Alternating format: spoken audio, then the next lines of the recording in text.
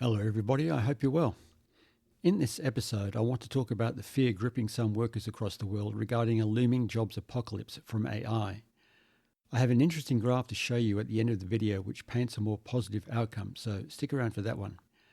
Let me start by showing you these two headlines. It is well researched and documented human behavior that we are more likely to click through on the negative article and not the positive one. I'm sure you have all heard the old mainstream media news adage, if it bleeds, it leads. And yes, I use this exact strategy with my thumbnail. So if you clicked on this video because of the scary title, you may have just confirmed this yourself.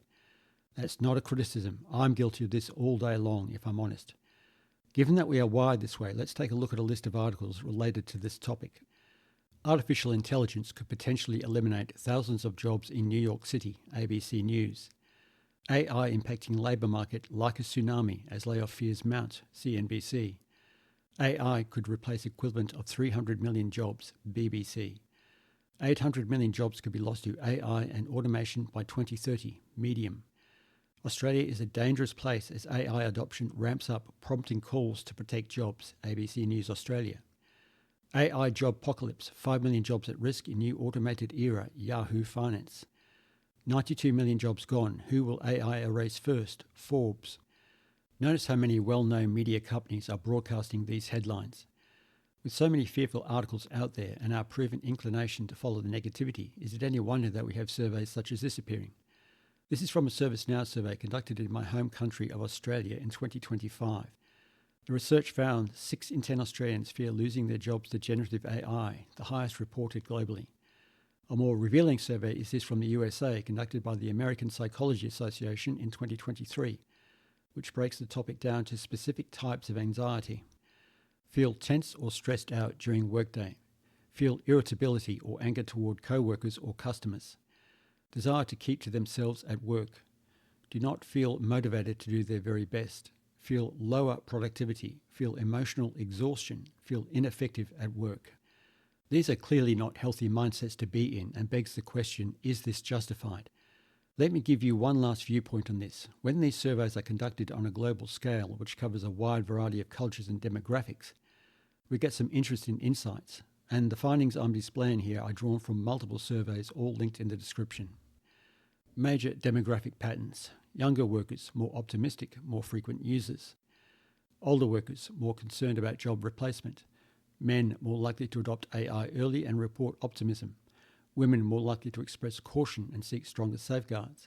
Higher education, greater familiarity and confidence with AI. Lower education, greater concern about displacement. AI-trained workers, significantly higher trust and acceptance. Frequent AI users, higher productivity expectations but sometimes greater awareness of long-term replacement risks. Patterns by region. Southeast Asia, very optimistic, AI viewed as an opportunity for economic advancement. China, high optimism and relatively high trust in AI development. India, generally optimistic, especially regarding career opportunities and productivity.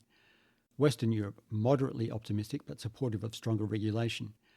United States, mixed views with enthusiasm balanced by concerns about jobs and misinformation. United Kingdom, more cautious than many European peers. Australia, amongst the most sceptical countries with relatively low trust in AI governance. So is the fear justified? If we consider the release of ChatGPT in November of 22 as ground zero, when the hype train left the station, this is when the general public at large became aware of generative AI. We are still in the early stages, but we have several years of data on what is going on around the world with AI adoption in the workforce. And more importantly, with so many eyes on this space, we have studies and surveys from jobs agencies and such to show what effect it is actually having on the jobs market.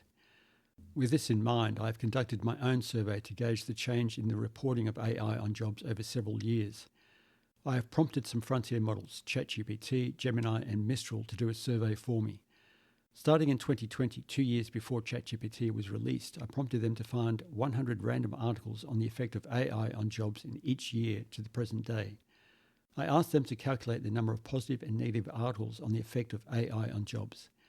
They each approached the task in different ways, so I then calculated the average of their responses. This doesn't meet academic rigor, but it gives us a rough estimate of the percentage breakdown and, more interestingly, in chart form can show us if there is a trend. As you can see, there is indeed a clear trend here. I was expecting some convergence, but not as pronounced as this. I was also expecting a spike in negative articles after the release of ChatGPT, but that isn't the case. So to close out this video, if you are feeling anxious over the latest technology wave, then I hope this chart at the end gives you pause for thought. If you are drawn to a negative headline on AI taking jobs, it is well worth your effort to make a conscious decision to look for an opposing positive headline. There's no denying the power of this technology to transform the workplace, but the empirical data coming through is increasingly dismissing the narrative of an impending jobs apocalypse. Well, I hope this episode gives you different perspective on this. Please like and subscribe if it did. Enjoy the rest of your day, and I'll see you at the next one.